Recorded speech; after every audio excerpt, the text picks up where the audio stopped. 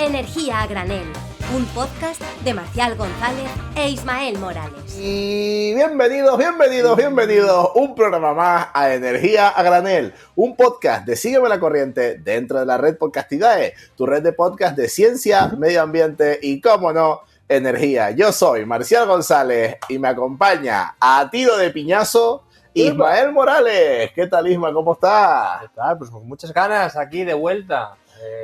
De repente me da cobijo siempre Marcial cuando vengo a Madrid. En este caso he venido forzado porque me ha dicho, oye, mira, es un programa especial, vente, vamos a hacerlo en carne. Es que le gusta mucho el calor humano a los canarios. Bueno, dentro de todo esto teníamos que buscar una forma de celebrar que este es nuestro programa 100. Sí. Muchas felicidades, Ismael. Enhorabuena. Seguimos siendo amigos a pesar de 100 programas.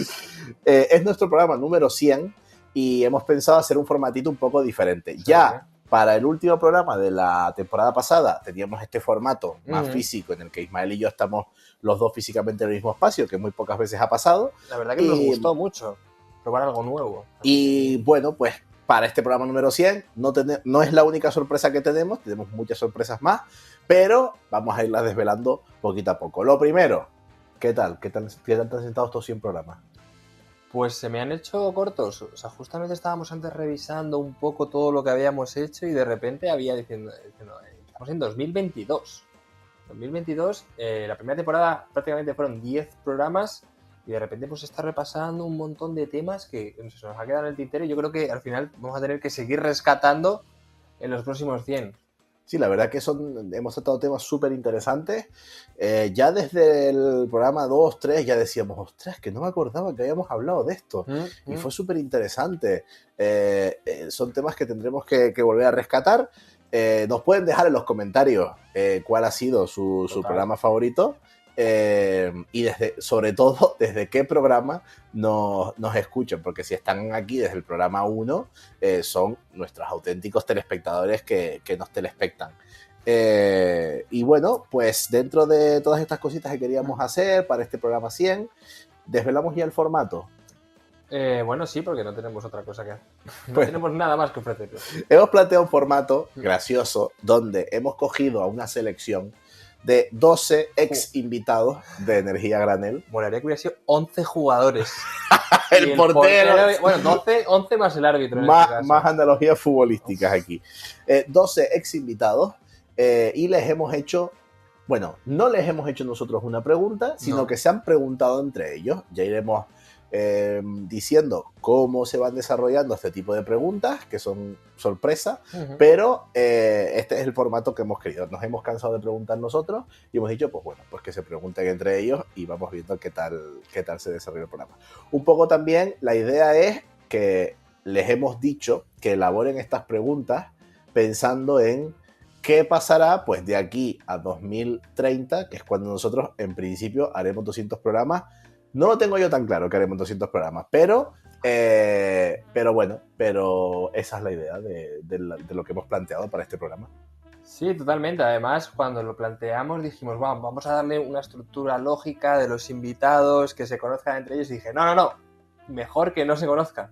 Entonces hacemos una especie de teléfono escacharrado, ¿sabes? Pero bueno, bien, en este caso que funciona bien, no pero que sí que es interesante de que unir los perfiles muchas veces, pues bueno, al fin y al cabo sí, obviamente son de energía y demás, pero bueno, muchas veces pues también queremos que se sorprenda, ¿no?, con la pregunta y que le saque un poco de la zona de confort, ¿no? Pues obviamente si alguien trabaja en almacenamiento y yo lo sé, voy a tirar por ahí, ¿no? Pero muchas veces, pues bueno, es interesante que haya un poquito de sorpresita. Sí, hemos intentado que machen los invitados que se preguntan entre ellos. Y bueno, pues hemos intentado también darle un poquito de salsa y ya lo irán descubriendo. No se adelanten porque ya verán que tenemos alguna que otra sorpresita preparada. Más cosas. Bueno, los agradecimientos y eso los dejamos para el final. Sí, totalmente. Ya saben que ustedes, la tarea que les ponemos es que espero que estén viendo los pedazos de formato cortos que estamos sacando este año. Brutales. Que nos están costando mucho esfuerzo y sobre todo le están costando mucho esfuerzo a Oikos MSP, que son los que están colaborando con nosotros y nos están echando una mano súper importante para para desarrollar todos estos formatos cortos que están quedando espectaculares. De aquí sacaremos muchísimas cosas, seguramente, pero no se lo pierdan porque yo creo que podríamos empezar ya. Sí, claro, vamos para adelante. Yo creo que tenemos todo preparado. Bueno, pues dentro de este marco que les hemos dicho, donde las preguntas tienen que ser relacionadas con qué pasará cuando Energía Granel llegue a 200 programas, hemos puesto a estos 12 invitados en una lista y se irán preguntando uno tras de otro y cada uno responderá a la pregunta del interviniente anterior. Como el primero no tiene ningún invitado que le haya hecho una pregunta, la pregunta se la hemos hecho nosotros. Claro, pero ¿quién es el primer invitado? Porque lo pensamos y de hecho lo que hicimos fue coger a la persona o al programa que más se ha escuchado de todo Energía Granel. Sí, sin duda uno de los programas con más escuchas que hemos tenido, el programa es el de Antonio Solar, donde hablábamos de qué carajo es la inercia, básicamente, claro. que luego... Sí, que luego ya lo sabe todo el mundo. Que luego ya lo sabe todo el mundo, pero no. gracias a Antonio Sí. Solar, gracias a que vino ese programa, tuvimos un debate muy interesante explicando qué es la inercia, qué se puede, bueno, qué podemos entender sobre ella, y la verdad que estuvo bastante bien. Pues justamente Antonio le hemos preguntado, de aquí a que nosotros cumplamos 200 programas, ¿qué cuñadeces, cuál va a ser el top de cuñados que vamos a escuchar en estos años que están por venir? O sea, ¿qué podemos esperar en las noticias? Yo creo que es una pregunta muy complicada muchas veces porque siempre es algo sorpresivo, ¿no? En plan, te esperas que sea, cualquier locura, pero siempre se multiplica por 3. Entonces, claro, ahí tiene Antonio un reto enorme. Bueno, pues si quieres vamos a escucharlo. Sí. Vamos ya a escuchar la respuesta de Antonio Solar a esta pregunta. Bueno, la verdad es que me la habéis puesto súper difícil, ¿eh? Pero va a haber dos acontecimientos que van a desatar muchísimas cuñadeces. El primero va a ser el apagón nuclear. Veremos un reactor apagarse, ¿no? De aquí a 2030. Así que vamos a ver grandes titulares, comentarios de políticos, youtubers, influencers, etc. El apocalipsis energético. Millones de personas se preparan para el gran apagón. Se terminan las velas en el Mercadona. Vamos a ver, por supuesto, a Figaredo soltar gilipolleces en el Congreso.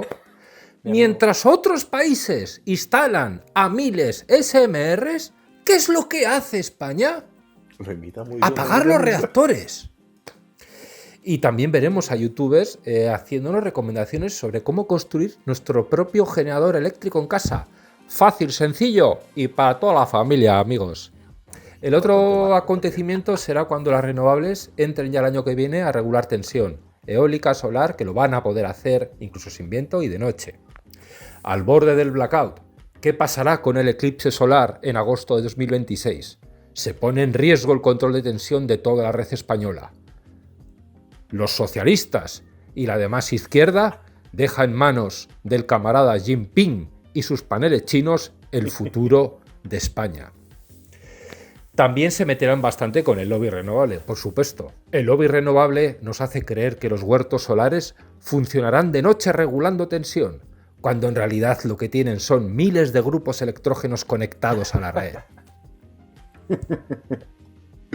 Bueno, Antonio siempre mi equipo. Es un crack, siempre le pone humor a todas esas cosas, pero bueno, esto se va a ir repitiendo durante todo el programa, pero ya vamos viendo que los tópicos son la instalación de renovables en los próximos años, el apagón nuclear, el control de tensión, que bueno, Antonio lo pasa por encima, pero es verdad que machacamos mucho que efectivamente las renovables pueden controlar la tensión sin problema. Eso ya es un tema que hablaremos, eso sí que lo vamos a hablar de aquí a los próximos 200 programas. Sí, seguramente. Bueno, yo creo que el año que viene, ¿no? Que en 2026 empieza ya como tal, operativamente se puede empezar a regular tensión con el procedimiento PO 7.4, pues se verá, y justamente pues la nuclear se combinará también un poco el control de tensión con la nuclear, que regula muy bien también según todos sabemos y conocemos, que no quieres una pullita de la nuclear, ¿eh?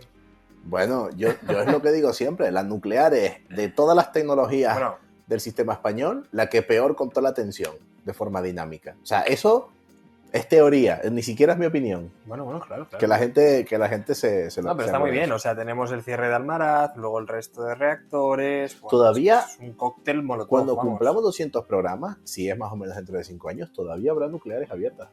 Sí, bastante. Claro. O sea, todavía quedará bastante nuclear en España. Trillo seguro. Y también justamente se meterá, ahora que lo comentaba Antonio, me está acordando, el ETS2, ¿no? Que son los impuestos, bueno, el impuesto de carbono a la edificación y al transporte por carretera, que también va a ser otro melón del gobierno socialcomunista, empobrece a los trabajadores. Qué mal se me da imitarlo.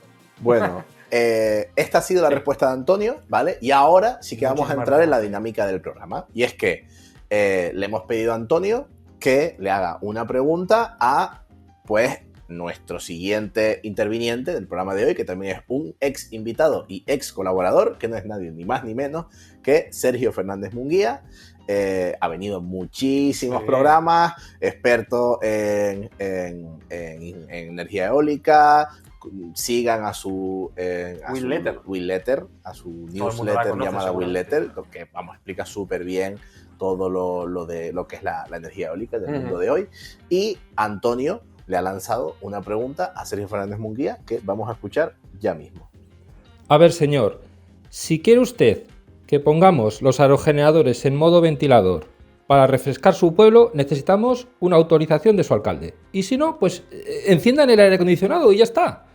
No podemos hacer más, lo siento. Venga, le dejo que tengo otra llamada. ¡Pip!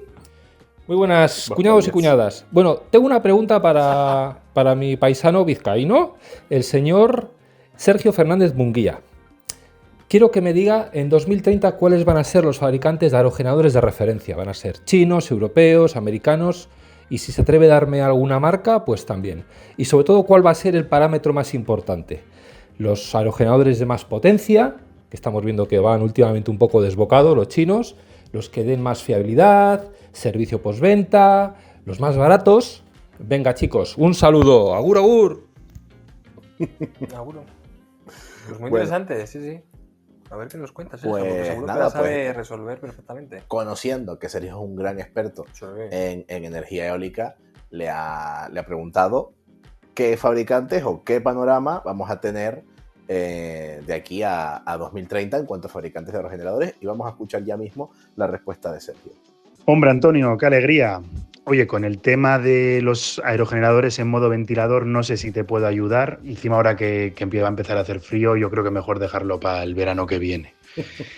Y ya respecto a los aerogeneradores en 2030, pues el tema de chinos europeos, yo creo que va a haber como dos mercados, ¿no? O a nivel mundial, bueno, o tres mercados a nivel mundial. Por un lado, podríamos decir que en China los chinos van a seguir dominando, el mercado local suyo es gigante y los fabricantes occidentales hace tiempo que salieron de allí. Luego tendríamos los mercados occidentales, que serían Estados Unidos, Europa y Australia principalmente, donde, en mi opinión, los fabricantes europeos van a seguir dominando el mercado en un alto porcentaje, pero vamos a empezar a ver una incursión de los fabricantes chinos, ¿no? Yo creo que todavía con cuotas de mercado pequeñas, no sé si llegan al 10%, 20%, esto ya es mucha bola de cristal, pero creo que vamos a empezar a ver cómo entran en el mercado. Y algunas marcas mejor posicionadas o que más con más fuerza están intentándolo son el Goldwing, que probablemente es la más conocida, luego tenemos Envision, tenemos Mingyang, tenemos a Sany, que es una que incluso ha anunciado que quizá pueda abrir alguna fábrica en Europa. Bueno, veremos, pero esos nombres son los que más suenan. Y ya por último, respecto a potencia, fiabilidad o precio, pues bueno, es un equilibrio entre todos, ¿no? Al final hay que pensar que estos son inversiones a 30, a 35 años y la fiabilidad es clave, y aunque los fabricantes chinos quizá puedan ofrecer precios más baratos, es muy importante que sean capaces de dar un mantenimiento, ¿no? Y una fiabilidad a esos 30-35 años. Respecto a la potencia, creo que no creceremos mucho más de los tamaños actuales, que ya estamos por los 7 megavatios en onshore, por los límites logísticos, y en offshore, de cara a 2030, todavía nos quedaremos en los 15-16 megavatios que estamos ahora, y yo creo que el salto será a partir de 2030. Un abrazo. Bueno, pues tenemos lo que todos sabemos, ¿no? Que los chinos están empujando muy fuerte en el mercado. Creo que, bueno, estoy de acuerdo con todo lo que dice Sergio, Sí, solo faltaría que claro. al final el experto es él, pero creo que hay una cosa que se deja fuera, que es qué hará la Unión Europea. Y apostará la Unión Europea de forma consistente por una fabricación europea, digamos, tendremos una regulación que fomente mucho más producir en Europa, o por el contrario, nos dejaremos que entren a competir sin ningún problema los fabricantes chinos y bueno, y eso estimule el mercado de otras maneras. Pues es que yo creo que eso es un poco la clave, ¿no? Ponemos aranceles a los aerogeneradores chinos, damos subvenciones también a la eólica, digamos, europea para que consiga precios y bueno, todas las repotenciaciones que se tienen que hacer y pueda competir y retener la cuota del mercado, o va a ser muy complicado porque obviamente a nivel logístico y a nivel de cadena industrial los chinos van a arrasar con unos precios mucho más bajos, ¿no? Entonces, bueno, yo creo que ahí sí que hay que ser ciertamente proteccionista, como no hemos sido con otras industrias, en este caso la eólica europea. Creo que esa brújula de competitividad que muchas veces dice Europa va a tener que aplicarse, y la eólica tiene que ser una industria europea potente y autóctona y tiene que, si hay que poner aranceles, yo soy de los que habría que ponerlo. Bueno, pues también es una gran incógnita que va a pasar con la Unión Europea, con su fabricación, con la regulación en los próximos años. Lo seguiremos muy de cerca. Y de la energía eólica pasamos a la energía solar fotovoltaica, porque nuestro siguiente interviniente es Héctor de Lama, director técnico de UNEF, que va a recibir la pregunta que le hace Sergio Fernández. Así que vamos a escuchar la pregunta que le hace Sergio Fernández Munguía a Héctor de Lama. Teniendo en cuenta los principales retos a los que se está enfrentando la fotovoltaica hoy en día, principalmente curtailment y canibalización que resta rentabilidad a los proyectos, ¿cómo crees que será la nueva fotovoltaica en 2030? Almacenamiento, si no, podemos incentivar la demanda en las horas centrales del día, el autoconsumo va a seguir tirando del número de instalaciones. ¿Cómo lo ves? Bueno, obviamente es una pregunta que de hecho cuando se la pasé a Héctor, que todos queremos conocer. Héctor me dijo, sabía que me iba a preguntar eso. Claro, porque es como la pregunta que todo nace, el mundo quiere conocer, claro. Ahora mismo la fotovoltaica está muy bien, está en auge, todo el mundo quiere hacer fotovoltaicas, pero tiene un futuro bastante incierto. Entonces, bueno, conocer el futuro de la fotovoltaica es algo muy importante, sí. Y si quieres entramos ya a ver cuál es la perspectiva de Héctor. Totalmente, que nos cuente. La nueva fotovoltaica a partir de 2030 siempre va a ir acompañada de alguna forma de consumo, siendo el almacenamiento un consumo de fotovoltaica que permite desplazar esa energía que cargas a otras horas. Pero además del almacenamiento electroquímico, que quizás sería el más evidente, veremos también muchos proyectos fotovoltaicos asociados a grandes instalaciones de consumo. Sobre todo las más evidentes serían aquellas instalaciones que tienen consumos eléctricos pues muy gestionables, como podrían ser aquellas que utilizan calor de proceso industrial, ¿no? Entonces no vamos a ver más fotovoltaicas simplemente en suelo como hemos visto en la última década.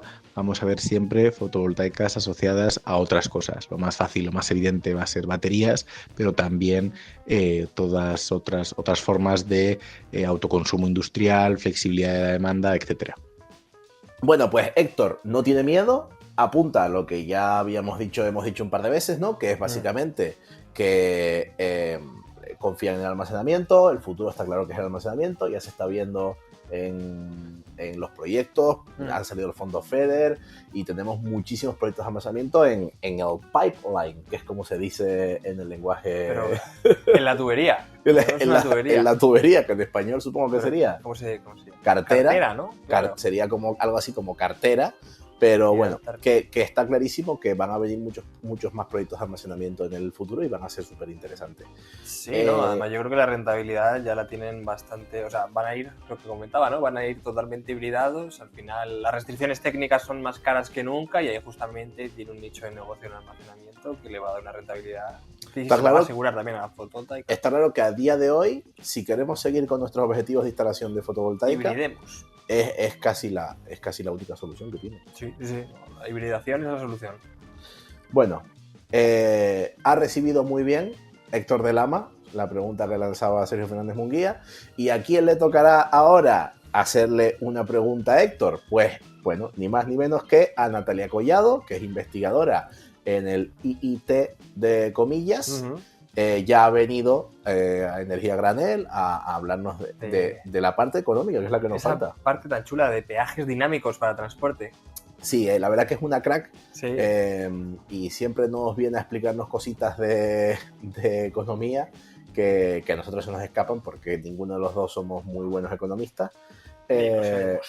Y bueno, pues a ver qué pregunta tiene preparada Héctor de Lama para Natalia. Hola Natalia, me gustaría preguntarte cuál crees que es la mejor forma de convencer a los políticos y a la sociedad en general de implementar una fiscalidad verde. ¿Cómo le gusta, macho? Es el tema de moda verano, para Héctor. Si él hiciera un hit de verano, en plan sería fiscaliza. Y bueno, obviamente la pregunta para Natalia, que es su campo de especialidad, está muy clara. Vamos a ver qué tal sale Natalia de esto. Hemos hablado ya bastante de fiscalidad verde en el programa, que es básicamente cómo hacemos que los impuestos nos ayuden en la lucha contra el cambio climático. Lo que no hemos aplicado en ningún lado, exactamente. Aquí os tenemos. Pues bueno, vamos a ver si Natalia nos da alguna respuesta que nos saque de dudas.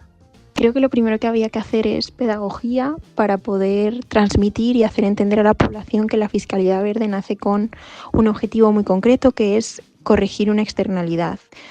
Y saber explicar qué es esta externalidad, y es simplemente el impacto negativo que tienen nuestros comportamientos y el consumo sobre el medio ambiente y, en último término, en nuestra calidad de vida y en nuestra salud a corto y a medio y largo plazo. Entonces habría que enfatizar que no tienen un afán recaudatorio, sino que están pensados como una medida de comportamiento, por así decirlo, y que en el mejor de los casos pueden llegar a desaparecer una vez que desaparezca, pues, por ejemplo, el consumo de combustibles fósiles en nuestra día a día. Una vez que has transmitido, ¿no?, esta idea muy bien, creo que la clave está también en implementarla en forma de paquete, que la gente sea capaz de ver que tenemos estos impuestos, pero al mismo tiempo los impactos distributivos negativos se ven compensados de tal manera que a las personas y a las familias más vulnerables no les afecta en su presupuesto, y también contar con que haya un reciclaje, ¿no? Esta parte de las compensaciones es una parte del reciclaje, pero también reinvertir, ¿no?, estos ingresos, pues, por ejemplo, en desarrollo de nuevas tecnologías limpias, etcétera, ¿no? Como que haya un reciclaje claro de qué vamos a poner y dónde de lo que recaudemos. No me parece tarea fácil. No. Además, cuando tocas ya parte social, ¿no?, más vulnerables, que al final son los mayores muchas veces consumidores de combustibles fósiles, pues para ir al trabajo, ¿no?, porque tienen un vehículo antiguo, no tienen tanto acceso al transporte público o le echan más horas. Yo creo que es un tema bastante complicado, pero sí que es verdad que ahora mismo, por mucho que tengamos la electricidad más renovable, iba a decir, más barata en el mercado eléctrico, muchas veces luego con las cargas fiscales, mercado minorista y demás, la electricidad como tal no puede competir en precio muchas veces con los combustibles fósiles, con el gas, con el gasóleo, debido a la fiscalidad, porque no puede ser que no grabemos lo que queremos eliminar y no beneficiemos lo que queremos sustituir, ¿no?, y conseguir, ¿no? Entonces, bueno, pues yo creo que es al final el equilibrio que hay que conseguir, pero sí que es verdad que hay sensibilidades, hay sectores que se pueden tocar más rápido, menos, pero yo creo que al final es una tarea pendiente, y la fiscalidad verde y activa se llama. Es una tarea pendiente que tenemos que resolver cuanto antes. ¿La resolveremos? Es que tiene un coste político muy grande, porque al final tiene un coste político porque hay una bolsa de votantes como tal que va a ser muy complicado de explicarle por qué tienen un gasto mayor a final de mes y dónde ven el beneficio, porque obviamente mientras las capas sociales, digamos, o con menos ingresos más bajas, no tienen acceso al autoconsumo, no tienen acceso a la bomba de calor o vehículo eléctrico, no van a percibir ese beneficio, mientras que sí van a percibir el gasto o el coste extra de grabar los combustibles fósiles. Entonces, bueno, es un tema delicado. Bueno, no es nada fácil hacer esta pedagogía de la que nos habla Natalia. Vamos a ver si si trayéndola más veces nos puede ir explicando Por favor. cómo funciona todo esto. Ahí le lanzamos el lardito a Natalia. Y vamos allá con el siguiente interviniente, que es a quien le ha lanzado la pregunta Natalia Collado, que es a David Ribó, que es profesor en la Universidad Politécnica de Valencia. Y bueno, pues vamos a ver que, bueno, David, explicar que vino la temporada 4.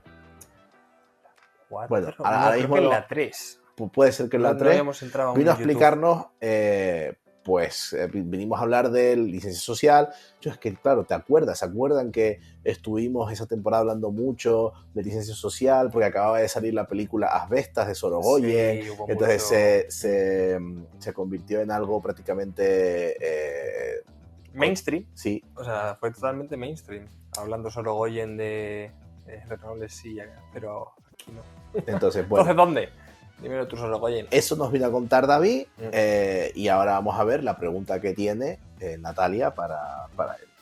Hasta ahora hemos puesto mucho énfasis en cómo hacer disponible energía limpia para descarbonizar el mix energético, en cómo eliminar las barreras que existen para su implementación, tanto a nivel macro como a nivel micro en términos de autoconsumo o comunidades energéticas, pero creo que no hemos puesto tanto el foco en la parte de electrificación de la demanda.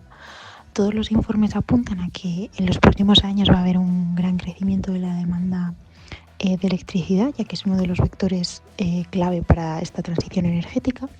Sin embargo, parece que no se está materializando al ritmo que esperábamos.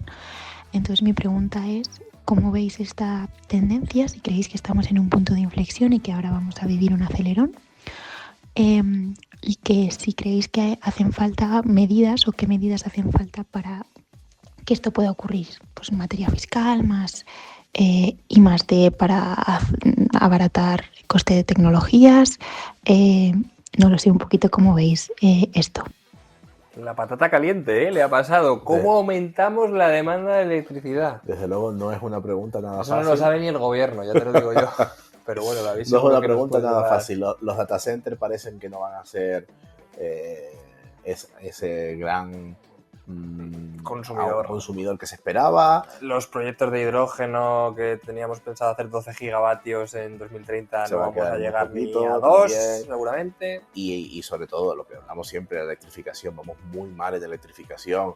En implantación de vehículo eléctrico vamos fatal, en calefacciones, bombas de calor y demás también vamos fatal. Bueno, vamos a ver qué opina David, si te parece. Claro.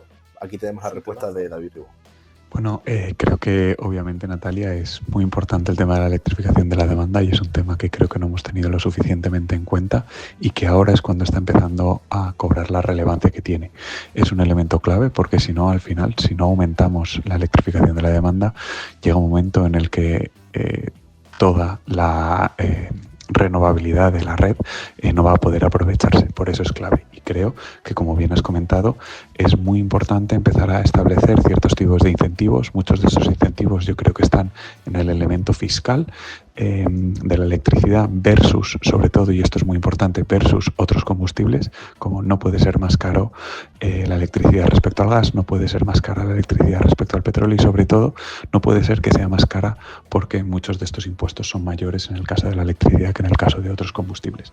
Por tanto, creo que sí, necesitamos, muy importante, tener y electrificar la demanda, y creo que una de las claves es los temas impositivos, sobre todo para gran parte de demandas y de tipos de consumos que ya son fácilmente electrificables, como por ejemplo el calor residencial, el calor en industria de baja temperatura, la movilidad, etcétera.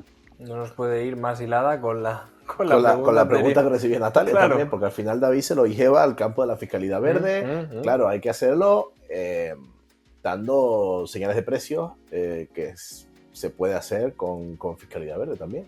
Sí, bueno, que sean un poco reales y transparentes con el coste de generación, ¿no? Porque al fin y al cabo es algo que nos está dando en todas las diferentes tarifas, y yo creo que al final el riesgo grande que, bueno, al final el PNIE creo que consumimos anualmente 250 teras, el PNIE prevé a 2030, estoy hablando de memoria, 320, ni de broma aumentamos 20 teravatios hora aproximadamente anuales Por ejemplo, salió un informe de PwC hace poco que decía que íbamos a llegar a 340, claro. ¿A qué van ellos? Pues obviamente a grandes consumos, centros de datos por todos lados, incrementar grandes demandas, conexiones industriales también para electrointensivas, pero yo creo que la capilaridad de pequeños consumos eléctricos, lo que comentabas, con los puntos de recarga de transporte es clave y... Claro, pero si lo que quieres, me refiero, Sí, estamos pensando en nueva demanda, ¿no? Pero si lo que quieres es aumentar la demanda eléctrica, en España tenemos una tasa de electrificación del 20%, alrededor, más 24. o menos. Entonces, claro, ya tienes, si electrificas toda tu demanda, ya vas a multiplicar tu demanda eléctrica por 4, solo electrificando tu demanda. Entonces, verdaderamente la gran demanda eléctrica que se está buscando no está en traer nuevas industrias, porque tampoco van a suponer un escalón tan grande. El reto está en electrificar la demanda que te queda por electrificar, que ahí es donde está el verdadero aumento de demanda como tal. Bueno, pues esta ha sido la respuesta de David, que también muy interesante, muy hilado también con el campo de especialidad de Natalia. Me gusta mucho cómo han conectado ambos en la respuesta. Y a David le ha tocado preguntarle a también una gran conocida del programa, que es Ayar El Mansouri, que es experta en regulación, ha pasado varias veces por aquí, hablar de, pues bueno, reales decretos ley, regulaciones, marcos, cosas que Ismael entiende todo un poquito eso, más. Exactamente, que Marcial detesta. Cosas de chupatintas como este que tengo aquí al lado. Entonces, bueno, vamos a ver qué pregunta ha decidido lanzarle David Ribó a Ayar El Mansouri. Hola Ayar, quería preguntarte cómo crees que va a tener que evolucionar la regulación, que obviamente va lenta y atrasada conforme todos los cambios tecnológicos que están implicando y que necesita la transición energética para 2030, 2040 y 2050, y de qué nuevas formas tendremos que regular para poder amoldarnos. Bueno, básicamente le está preguntando, ¿vamos atrasados ya? Dime por favor que no vamos a seguir tan atrasados en unos años. No sé yo, con los consensos políticos que hay ahora que son nulos, al final la regulación muchas veces se nutre, ¿no?, de estar de acuerdo. Y ahora mismo... Sí, ahora mismo... Por lo que sea. Hay muy poquito acuerdo. Y mira, fíjate que creo que por ahí va a ir la respuesta de Ayar, así que si quieres la escuchamos. Y ella es la experta, exactamente. De tu respuesta. Hola, muchas gracias por la pregunta. Ahora mismo el cuello de botella en la regulación es la imposibilidad de modificar leyes básicas del sector. Entonces, eso es por una falta de consensos. Es muy difícil tramitar una modificación de una ley. De hecho, se vio en el famoso 725 que presentaba medidas de modificación de otros reales de decreto ley. Y debido a que no se convalidó, pues las modificaciones con rango de ley pues no se pudieron aplicar porque ahora se están regulando mediante Real Decreto y el Real Decreto no puede modificar una normativa con rango de ley. Por lo tanto, el principal reto va a ser intentar conseguir consensos parlamentarios, o sea, en las cámaras, para poder avanzar de manera ágil y entender que esto es una cuestión muy importante. Creo que ahora mismo el principal reto es el consenso. Pues lo que adivinanza. ¿Qué tiene el consenso en la panza? Lo que tú apuntabas, efectivamente, es el consenso. Yo creo que ese es el gran reto, no solo energético, sino político, social. Bueno, es que ya ha dicho una parte del gobierno, en este caso Junts, que va a tirar todas las propuestas o cambios de regulación, de modificación de cualquier ley, ¿no? Entonces, claro, todo lo que entre en Real Decreto y no modifique la ley, por ejemplo, del sector eléctrico o la ley de evaluación ambiental, que todo está regulado por ley, pues entrará, pero seguramente lo más grande... De aquí a que hagamos 200 programas, mínimo vamos a tener unas elecciones generales. ¿Mínimo? Tenemos a Figaredo como ministro de Energía, así que, bueno, Figaredo, lo siento todos los insultos que te hemos hecho. Vamos a tener mínimo unas elecciones generales más, vamos a ver qué pasa, estaremos muy atentos a eso, probablemente el año que viene algún programa mucho más centrado en la política y concretamente en la política energética, pues haremos cositas así. Y bueno, pues iremos analizando todo, las ideas energéticas que plantea cada partido, y veremos a ver si pueden llegar a esos consensos. Primer consenso que se está viendo estos días que no se llega es sobre las nucleares. Imposible que haya, Eso no se va a llegar que haya nunca. consenso ahí. Y bueno, pues veremos de qué forma van apareciendo estos nuevos conflictos y de qué forma se van solucionando, porque Ayar lo tiene claro. Si no hay consenso, no hay claridad, no hay una estructura política que sea capaz de sacar leyes, la regulación difícilmente avanzará. No, es que está clarísimo. Además, la energía se ha cogido ahora un poco simbólicamente como el campo de batalla después del apagón, bueno, todas las crisis energéticas de Rusia. Entonces, claro, ahora hay posicionamientos mucho más taxativos porque dan votos. Antes no, antes podía ser ciertas cesiones, no era tan mainstream la energía. Lo que pasa es que después del apagón y con lo que está cayendo, decir nucleares no, pues te genera hasta cierto punto pues unos votos. Antes era algo que no pasaba. Tal cual. Entonces, bueno, siguiente, yo creo que porque es que me cabreo ya con esto. Bueno, vamos a ver a quién le ha tocado preguntar a Ayar. Es también a una antigua invitada de Energía Granel, que es María Santamaría, que es experta en almacenamiento y en baterías en Beiba. Le hemos preguntado muchas cosas. Nos habló también en el programa del apagón. Sí, mercados de capacidad también, que es milagro. Bueno, milagro no hay milagro. Siguen sin aparecer los mercados de capacidad, entonces claro, yo creo que nos puede dar una buena respuesta. Me parece interesante que hayamos conectado a estas dos personas porque están muy ligadas al tema de la regulación. Creo que tienen, tanto Ayar como María, tienen un enfoque bastante empresarial, bastante económico, bastante sólido. Entonces, bueno, vamos a ver qué pregunta ha decidido hacerle Ayar a María. ¿Qué mecanismos se pueden desarrollar en España para implementar la flexibilidad de la demanda tanto a nivel técnico como regulatorio? ¿Y cómo crees que será el sistema eléctrico de aquí a 10 años?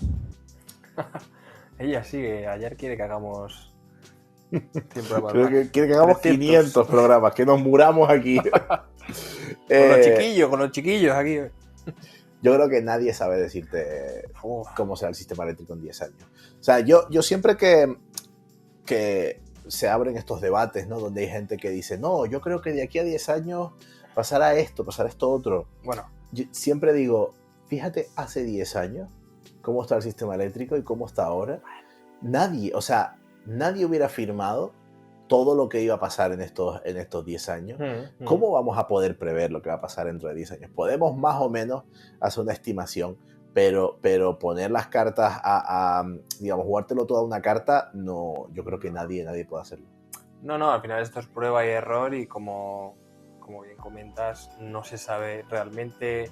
La incertidumbre ahora mismo es una red clientelar, ¿no? Tú tranquilo, te reduzco la incertidumbre, te hago un modelo y me pagas 40.000 euros. Ya está. Entonces, bueno, hay que tener mucho cuidado y seguramente María nos da algunos apuntes que son muy interesantes. Vamos a ver qué opina María de todo esto. Joder, qué pregunta. Y yo que estaba confiada que esto iba a ser más algo de asueto. Bueno, encantada de saludarte, Ajar. La verdad es que tengo muchas ganas de conocerte en persona. Gracias por la pregunta. La primera, la formulas desde dos perspectivas, tanto técnica como regulatoria. Me quedo con lo primero, ¿vale? Porque desde mi punto de vista es precisamente la falta de digitalización de la red de distribución lo que dificulta que un papel más activo en la gestión de red por parte de la demanda o de la agregación de la demanda. Así que todo lo que contribuyese a mejorar esa digitalización de red pues facilitaría un control dinámico y cercano a tiempo real y por lo tanto podríamos hacer uso de todos esos recursos de flexibilidad distribuida que podría suponer pues esa demanda flexible. Y luego, ¿cómo me imagino la red de aquí a 10 años? Pues con toda sinceridad bastante parecida, pero bueno, por dar una visión un poco más halagüeña y más detallada, pues yo diría que me juego la coleta a que habrá bastante almacenamiento en baterías electroquímico delante del contador, aportando flexibilidad y resiliencia a la red. Eso Eso lo tengo bastante claro. Si no, es que pues me quedo sin trabajo. Con lo cual... pero luego, ojalá que de aquí a 10 años pues la demanda haya crecido significativamente, con eso haya arrastrado la necesidad de nueva generación, que la flexibilidad aportada por parte del almacenamiento facilite que la penetración y el desarrollo, el repunte en el desarrollo y entrada en operación de nuevas renovables. Ojalá que al ser así, con esto desplacemos un poco más la generación fósil. No sé, vamos a apuntar a un 5% fuera del mix, por ejemplo, del mix el tipiquín, con el que veníamos manejándonos, no con el reforzado. Asumo que la nuclear, pues siguiendo su calendario, seguirá ahí aportando y oye, pues bien. Y luego en el desideratum, ojalá que hayamos avanzado en esa digitalización, ojalá que tengamos una buena flota de vehículos eléctricos y que esa demanda flexible y esos vehículos eléctricos aporten almacenamiento adicional detrás del contador y una gestión inteligente de la red, ¿no? Bueno, en definitiva, mira, y el último punto para que sea totalmente lo mejor a lo que podemos apuntar. Ojalá que con ese nuevo almacenamiento, con la gestión flexible aportando a la demanda flexible aportando a la gestión de red, que con la penetración de nuevas renovables y la salida del fósil tengamos una red verde que permita generar hidrógeno y avanzar también en la economía del hidrógeno. Bueno, muy buen análisis, ha tocado todos los palos, completo. Ha tocado el almacenamiento, ha tocado el cierre nuclear, ha tocado el vehículo eléctrico, ha tocado la flexibilidad de la demanda y ha tocado, ¿qué fue lo último que dijo ahora? Bueno, yo creo que en realidad ha tocado todos los temas que estamos tocando Sí, es que fue por todo. Este año, porque al final justamente gestión de la demanda, por ejemplo, también lo estuvimos hablando con Cristina Cochero. Pero sí, o sea, yo es que estoy muy de acuerdo con todo lo que ha comentado. Yo creo que es el círculo redondo, el círculo virtuoso muchas veces. Y claro, lo último que dijo, el hidrógeno también. Pero lo ha dejado ahí con la coletilla, ¿eh? ¿Qué palabra? El hidrógeno. Pero bueno, que ella también controla un montón de hidrógeno. Pues la verdad que sí, o sea, ha detallado perfectamente todo lo que tenemos que poner los ojos en los próximos años, porque... no es poco, joder. No, que son muchas cosas. O sea, aquí trabajo... Aquí trabajo para rato. Muy buen análisis de María, como siempre. La verdad que ella tiene siempre una visión muy abierta, donde comprende muy bien cómo se integra todo. Claro, tiene en mente muchas diferentes tecnologías y cómo se integran entre ellas. Y bueno, siempre es un placer escucharle.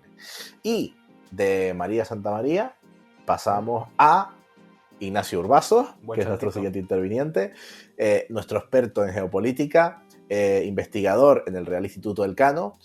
Ha venido 2 programas, sí, ¿no? Y siempre lo usamos un poco para que sea nuestra brújula, para que nos dirija, nos ubique en el mundo geopolítico, nos diga por dónde pueden ir las cosas, hacia qué países tenemos que mirar. Dónde tenemos que emigrar muchas veces, ¿no? En el futuro, si seguramente pasa algo con Trump. Tal cual.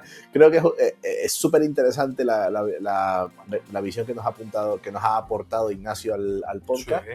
Porque te dice exactamente a dónde mirar. Entonces es súper importante, porque si no puedes caer en la trampa de que te señalen a algún lado y en vez de mirar a donde te señalan, te quedes mirando el dedito. Bueno, que justamente todas las anteriores preguntas son de España. ¿Qué pasa con el sistema eléctrico de España? Y ahora de repente, ampliamos un poco la mirada, porque muchas veces España también juega dentro de las dinámicas y en las ligas europeas, que bueno, ya digamos que parece un poco el calcio, ya no es la liga española y la liga inglesa, pero hombre, obviamente al final tenemos que saber un poco qué pasa a nuestro alrededor para saber comportarnos y ubicar a España a nivel internacional. Bueno, pues vamos a ver qué pregunta tiene María Santamaría para Ignacio Urbazos. Hola Ignacio, ¿qué tal? Soy María Santamaría, desarrolladora de negocio para almacenamiento e hibridaciones en Baiba. Mira, estaba muy tentada de aprovechar esta oportunidad para preguntarte si tú crees que estos chavales van a conseguir internacionalizarse en los próximos 100 programas. Pero yo creo que en su lugar será mucho más útil si aprovecho para preguntarte tu vaticinio sobre, en este mundo, ¿no?, donde parece que la geopolítica cada vez empuja a contratos más largos, donde parece, tú mismo apuntas a que va a haber ese sobresuministro de gas licuado tan barato, y además las renovables pues parece que han tocado ese coste marginal en el entorno de los 30, los 40 euros el megavatio hora. Iba yo a preguntarte, ¿tú qué crees que pesará más en el 2030? ¿El gas como herramienta de poder, y encima barata, o la política de resiliencia que se apoya en la narrativa de la transición energética? O lo que es lo mismo, ¿tú qué crees que va a ser más decisivo, la política o la curva de costes?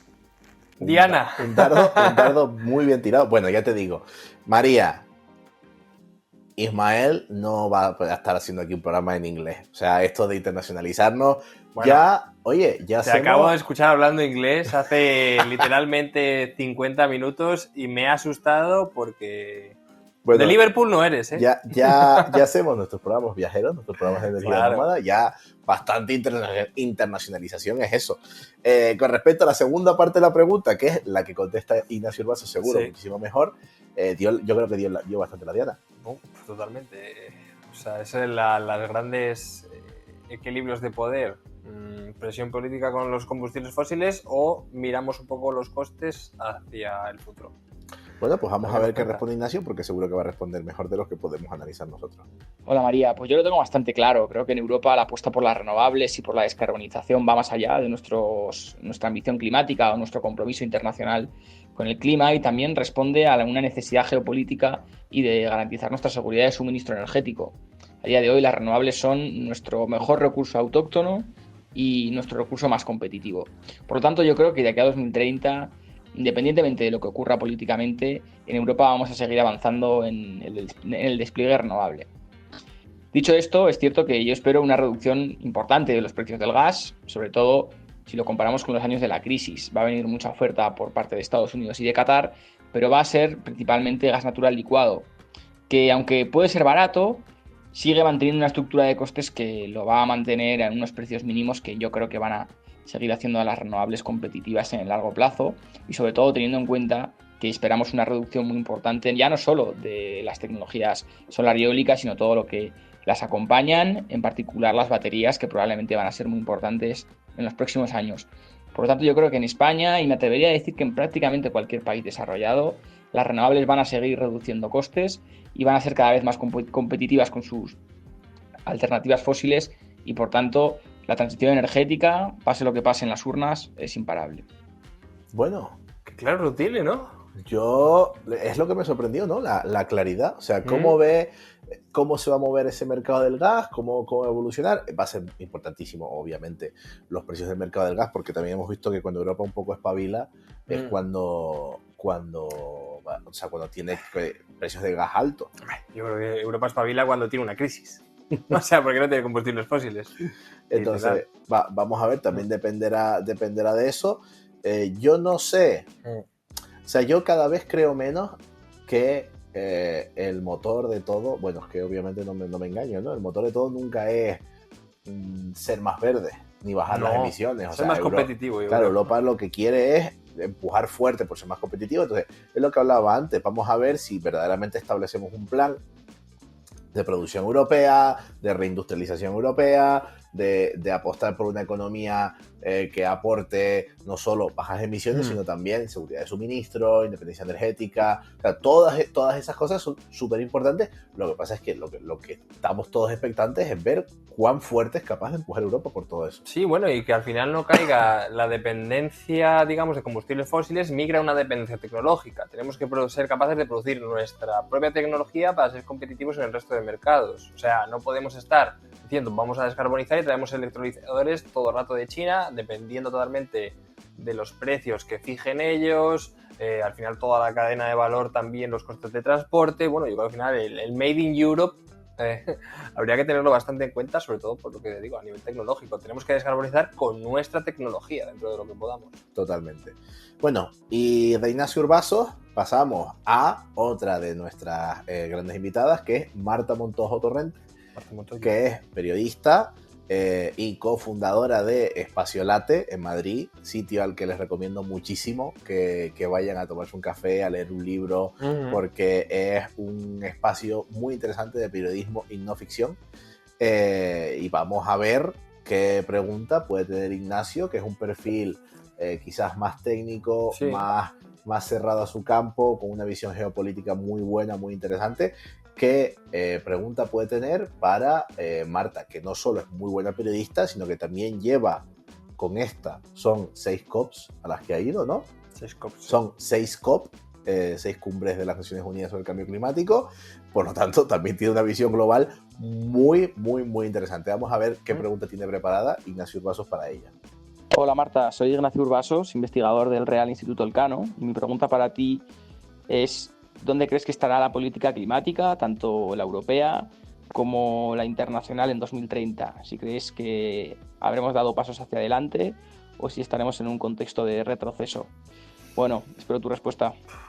Esa pregunta me da miedo, ¿eh? Muchas A nivel preguntas, personal, muchas preguntas relacionadas con la política. Está claro que una de las cosas más difíciles de predecir, porque la tecnología al final la conocemos, pero una de las preguntas más difíciles de predecir es la política. ¿Iremos hacia una desunión europea, como dijimos en nuestros programas anteriores? ¿Iremos hacia una Unión Europea fuerte? ¿Qué pasará con Estados Unidos? ¿Qué pasará con China, con Rusia? Está claro que hay unas interacciones ahí políticas que son súper interesantes y muy difíciles de descifrar. Sí, no, bueno, es que al final el panorama, todo el tablero geopolítico está cambiando. Tenemos una avanzadilla de la ultraderecha que desprestigia y no quiere renovables, mientras que por el otro lado, pues bueno, al final toda la socialdemocracia sí que lo ve como un motor, y al final esa desunión europea nos puede hacer mucho daño, porque obviamente Europa es fuerte por la unión, o sea, no cada país separado, Alemania no puede competir, Francia tampoco, España tampoco. Bueno, creo que al final, a ver qué nos cuenta Marta, porque esta pregunta me atormenta todas. Vamos a escuchar su respuesta. Yo quiero pensar que sí, que en 2030 se habrán dado pasos adelante y en términos de política climática, en práctica estaremos mejor. Creo que, por supuesto, existen muchos motivos para pensar lo contrario, ¿no? Y hay un avance de la derecha, pues incluso en Europa, ¿no? Donde parece que sí, que la transición energética está dando grandes avances. Ahora sí estamos viendo pues un intento de retroceder, ¿no? Y un intento de ir hacia el espectro de la derecha que claramente pone todo en riesgo, ¿no? O sea, no hay ningún tipo de garantía o de indicio de que vayamos a frenar a la derecha en el corto plazo y a adoptar políticas muy ambiciosas, pero sí lo que estamos viendo sobre todo con el avance de las renovables, yo creo que esto sí que nos da pistas para imaginar por lo menos que en 2030 habrá una transición energética imparable y que bueno, que podrá haber políticas más o menos ambiciosas, pero creo que sí, que hay margen para la esperanza y es muy difícil, supongo, que en 2030 hayamos frenado el calentamiento porque no lo vamos a hacer, pero bueno, sí, seguramente espero, ¿no?, que no nos lleve al peor de los escenarios, o sea, que el calentamiento que estamos experimentando no sea el más catastrófico de todos ellos, y por tanto pues ya es algo de esperanza, ¿no?, que bueno, que no vamos a estar tan mal, digamos. Quiero pensar, pero claramente puede todo ir en dirección contraria. Con lo bien que iba encaminada, al final dice que va en dirección contraria. A ver, es verdad. Creo que es muy importante recalcar lo que dice Marta, que no tenemos que olvidar el auge de la ultraderecha que estamos viviendo hoy en día, bueno, no solo en el mundo, en el mundo y particularmente en Europa. Creo que es muy importante. Marta nos quiere dejar con un mensaje esperanzador, pero no deja de ser preocupante la situación a la que vamos. Y es que es verdad, parece, a veces tenemos la sensación de que justo caminamos en el sentido contrario en muchas políticas. Pero bueno, hay que seguir peleando, no nos queda otra. Yo, a ver, claro, o sea, es que es eso, literalmente. Yo creo que no hay que obviar el problema, hay que ir de cara. O sea, tenemos un fascismo fósil a día de hoy instaurado en grandes potencias mundiales. Eso es así. Y tenemos que lidiar con ello y tenemos que ir de cara y tenemos que defender las políticas climáticas y los consensos de los últimos años, porque si no, nos los van a desmontar. Pero yo creo que todo depende de Trump. O sea, es que aquí es el motor de ese fascismo que está surgiendo y de esas políticas anticlimáticas como tal. Depende del apoyo que tenga Trump, los conflictos internos, las tensiones, si Estados Unidos se levanta, porque al final es que, literalmente... Y depende de que Europa siga mirando a Estados Unidos, porque Claro. también Europa puede empezar a mirar hacia otros lados. Hombre, Y yo creo que sería lo inteligente. Eso cambia mucho también la cosa. Entonces, bueno, mensaje esperanzador, pero con carácter realista de Marta, Claro, no hay ninguna duda. Y bueno, y nos quedamos con eso. Vamos a ver, porque ahora viene una pregunta muy interesante, porque Marta le pregunta ni más ni menos que a Emilio Santiago Muiño, que es investigador de antropología en el CSIC. Antropología climática, ¿cierto? En el CSIC. Y ya ha venido, vino en programas anteriores. Es tremendo crack, no solo por cómo habla, sino por lo claras que tiene muchas de las ideas que expresa.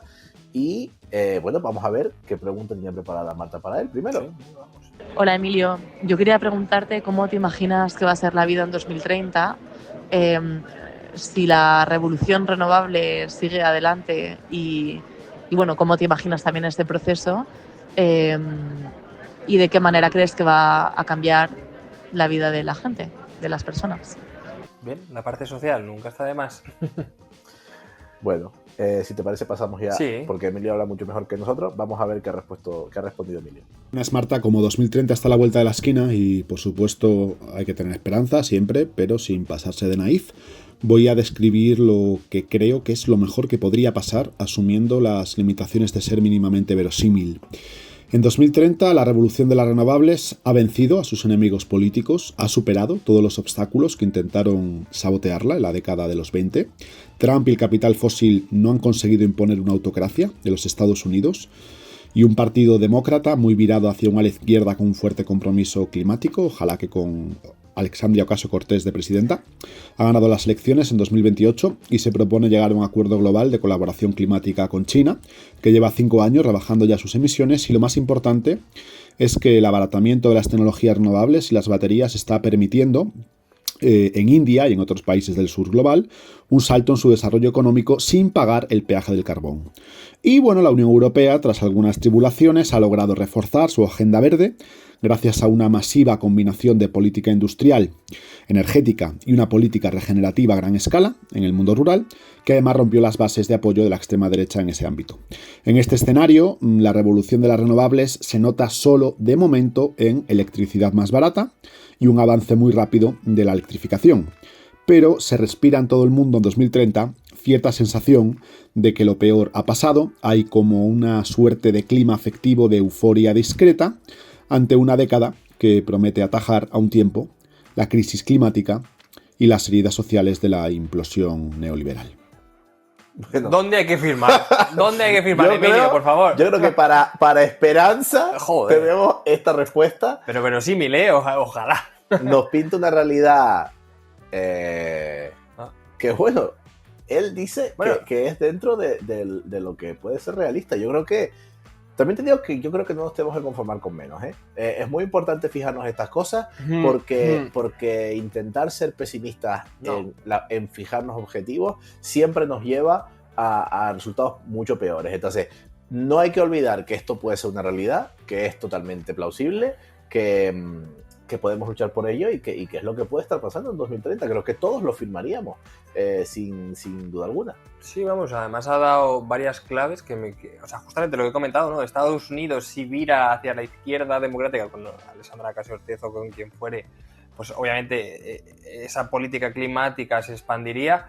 Lo que tengo muchas ciertas dudas es ese pacto climático China-Estados Unidos, o sea, ojalá, pero creo que ahora mismo pues es una carrera de competitividad a nivel tecnológico y lo climático muchas veces se posterga, ¿no? Pero bueno, sí que es verdad que si las dos potencias mundiales, los dos grandes hegemones, forman un solo eje climático, bueno. Bueno, China está haciendo sus deberes. Sí, bueno, menos de la democracia como tal. Bueno, claro. O sea, es mucho más fácil tener una sola visión, un único partido, una única sola dirección, y si no te vas fuera. Y libre, ¿no? Claro, o sea, es justo lo que intenta hacer Trump, pero por la otra dirección. Pero bueno. Bueno, la verdad que es súper interesante la lectura que ha hecho Emilio Santiago, que le va a preguntar a don Pedro Fresco, que es director de ABAESEN, que es la Asociación de Energías Renovables de la Comunidad Valenciana. Seguro que tiene una pregunta súper interesante, Emilio Santiago. Vamos a ver por qué va a preguntar, que ya me puedo imaginar por dónde va a ir la pregunta. Hola, muy buenas, soy Emilio Santiago y lanzo esta pregunta a Pedro Fresco. Pedro, ¿cómo crees que estará la situación del calendario de cierre nuclear en el año 2030, cuando Energía a Granel llegue a los 200 programas? ¿Cumpliremos con lo establecido en el PNIEC o nos la colará el oligopolio? Buah, yo creo que ahora mismo nadie conoce la respuesta, justamente, además, ni el propio gobierno. Ni el propio gobierno que habrá en 2030. Claro. No sabemos ni qué gobierno habrá en 2030. Claro, o sea, yo creo que al final las elecciones eran claves para ver qué pasa. Ya imaginaba yo por dónde podía ir esta pregunta. Yo creo que es la pregunta del millón ahora mismo. Cuando estamos grabando esto, es el tema del momento casi, la energía nuclear, después del apagón, después no sé qué, de todos los lobbies se han movilizado, el debate está más activo que nunca, así que bueno. Las preguntas están más abiertas que nunca, no, tal cual. Todas las cartas están literalmente escondidas, pero hasta las del gobierno, hasta las de las eléctricas, hasta las del CSN, bueno. Yo creo que al final el apoyo antinuclear muchas veces del ecologismo, pues digamos que ya se daba la victoria, ¿no?, con ese plan de desmantelamiento, pero bueno, a ver qué contesta Pedro y nos puede dar un análisis. Bueno, vamos a ver la respuesta de Pedro Fresco. Emilio, si me hubieses preguntado hace 6 meses, te hubiese dicho sin ninguna duda que el calendario de cierre nuclear se iba a cumplir. Pero si me lo preguntas hoy, la verdad es que comienzo a tener más dudas. Yo no sé qué va a pasar. Sí que puedo decir lo que creo que debe pasar. Y lo que debe pasar es que el gobierno debe rechazar la pretensión de extender Almaraz a la carta 2 años un reactor y 3 años otro reactor. Porque si lo hace, lo que va a suceder es que la política energética que marca el gobierno y que debe marcar el gobierno dejará de estar marcada por el gobierno y pasará a estar marcada por las compañías propietarias de las centrales. Porque aceptar la extensión de Almaraz hasta 2030 nos sitúa con 4 reactores para cerrar en 2030, algo que no es viable, algo que no es razonable, y por tanto a partir de ese momento serán esas compañías, esas propietarias de las centrales, quienes irán diciendo qué reactor se extiende, cuánto tiempo se extiende, y todo será en función de sus intereses y no de los intereses energéticos del país. Por tanto, creo que esto el gobierno lo tiene que ver. Esto el gobierno tiene que ser consciente de la gran bomba de relojería que puede generar aceptando la extensión de Almaraz y por tanto no debería hacerlo. Ahora, no pondría la mano en el fuego a que no lo va a hacer. Bueno, creo que es lo que, claro, Pedro habla de qué cree que es lo, que es lo que debe pasar. Yo tengo mis opiniones divididas, que tampoco toca tener ahora el debate nuclear. No es ningún secreto para ninguno de nuestros oyentes. Marcial tiene sus debates internos sobre la nuclear. Creo que... No, que tampoco me voy a mojar aquí ahora, pero bueno, es un poco lo que... hola, cita. Creo que tiene muchas más aristas el debate nuclear de lo que parece. Creo que es verdad que no se puede plegar el gobierno a lo que quieran las eléctricas porque sí. Tiene que haber un plan, tiene que haber una propuesta, tiene que haber algo mucho más firme que la voluntad de las eléctricas un año sí y otro no. Y bueno, y tiene que haber un estudio también de qué va a pasar con el sistema eléctrico en el futuro. Pero ese es el tema. O sea, si ahora mismo se prorroga Almaraz, tendrías que hacer de nuevo el PNIEC. Y eso es algo que no sé si está muy dispuesto, no es algo que se puede hacer de hoy para mañana, y lo que tú dices, toda esa política energética, que al final el PNIEC es vinculante hasta cierto punto, se vería, pues digamos, mermado en cuanto a la fiabilidad, en cuanto la seguridad, ¿no? Para hacer inversiones. Imagínate que de repente reconfiguras el PNIEC y todas las inversiones que al final el PNIEC no es otra cosa que una hoja de ruta de por dónde vamos para asegurar y dar cierta predecibilidad a las empresas, de repente lo tienes que hacer de nuevo. Yo no sé, pero lo que tú dices, transparencia, que es lo que no tiene la nuclear en ningún caso, y desde mi opinión, yo creo que se tiene que mantener. Ojo, pero yo también estoy con Pedro, que no sé lo que va a pasar y ahora tengo más dudas que nunca de qué va a hacer en este caso el gobierno. Bueno, este ha sido el análisis Chitón. de Pedro, de la pregunta que le lanzaba Emilio Santiago.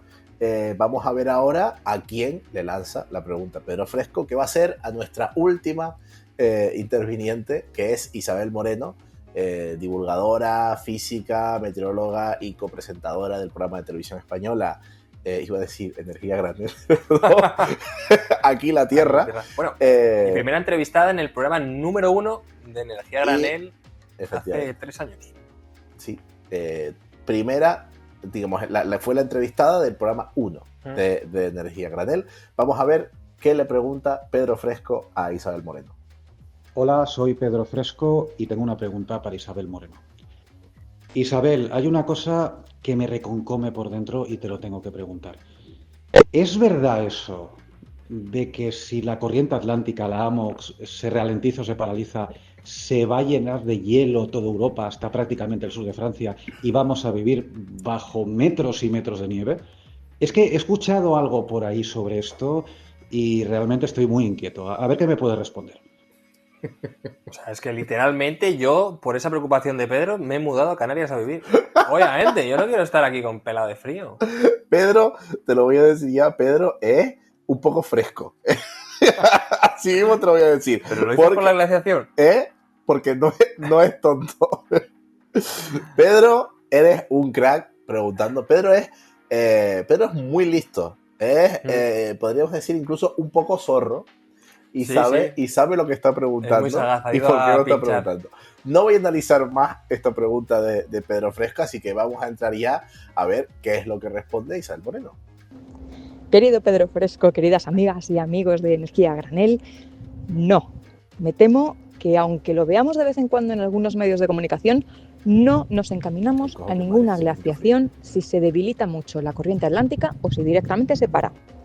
La clave de esta confusión viene en que la corriente atlántica ayuda a transportar calor desde el hemisferio sur hasta el hemisferio norte y no entenderíamos el clima que tenemos en Europa, sobre todo en el norte de Europa, si no fuese por esta corriente, porque sin ella el clima sería bastante más frío de como es. Por tanto, si se para o se debilita muchísimo esta corriente, esperamos que en el norte del Atlántico las temperaturas bajen respecto a lo que estamos encontrando ahora, pero eso no significa en ningún caso que vayamos camino de una glaciación. Si la corriente atlántica se debilita mucho o directamente se para, hay consecuencias catastróficas a nivel mundial, porque es una corriente muy importante en todo el mundo. Pero entre todas las consecuencias graves que esperamos, como el desplazamiento del cinturón de lluvias tropicales, subida adicional del nivel del mar, tiempo mucho más extremo, sobre todo en el norte de Europa, siento deciros que no aparece ninguna glaciación. Bueno, pues a ver, yo el abrigo lo voy a dejar fuera porque en Madrid esta empezando sería bastante frío y no viene mal, pero... Pero qué mal ha hecho El día de mañana, la película. O sea, literalmente, además yo la veía de pequeño y estaba diciendo, el cambio climático nos va a helar, de repente se va a congelar Nueva York en 3 días. Bueno, pero por lo visto... Isabel lo dice siempre, que es una película desde el punto de vista climático malísima porque no tiene nada que ver con la realidad. A mí me hace gracia porque tienes mucha repercusión. Todo es cuando una persona dice...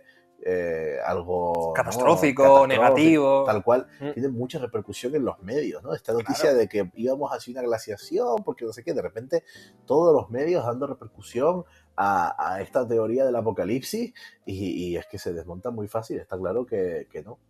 Sí, no, bueno, ella sobre todo lo sabe, pero es lo que comentas. Yo creo que es un poco más la cámara de eco muchas veces que hace ese catastrofismo, y a nivel climático la MOC yo creo que es el número 1, igual que, bueno, el apagón. No puede ser el sistema eléctrico. De hecho, Sorogoyen ya hizo otra serie que se llamaba Apagón previamente, lo cual lo clavó muy bien Sorogoyen. En Asbestas no, pero además Asbestas era por una planta de biogás, creo que era la historia real. Pero bueno, justamente me parece muy interesante, y a Isabel, además que ella hizo pues toda su investigación del máster y demás sobre la MOC, es una de las grandes expertas y sabe mucho mejor que no va a pasar. Lo siento, chicos, pero... Bueno, ¿y a quién le toca preguntar a Isabel? ¿A quién le lanza su pregunta, Isabel? Pues aquí solo quedan 2 personas. Pues Venga. Isabel le toca preguntar a los copresentadores de Energía Granel, que son Marcial González e Ismael Morales. Fue nuestra invitada número 1 y hemos querido darle el honor de hacernos la última pregunta de este especial 100 programas. Así que vamos a ver qué nos ha preguntado a Isabel y nos va a responder. Queridos amigos de la Energía a Granel, aquí Isabel Moreno, que os escucha desde el episodio 1 y todos los que van a venir. Y mi pregunta es la siguiente.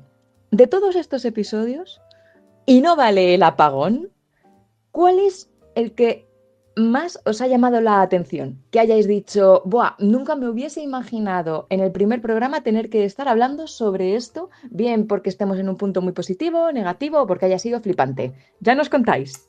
Bueno, muchas gracias, Isabel, por la pregunta. Lo primero, te mandamos un abrazo desde aquí. Hola, y a todos.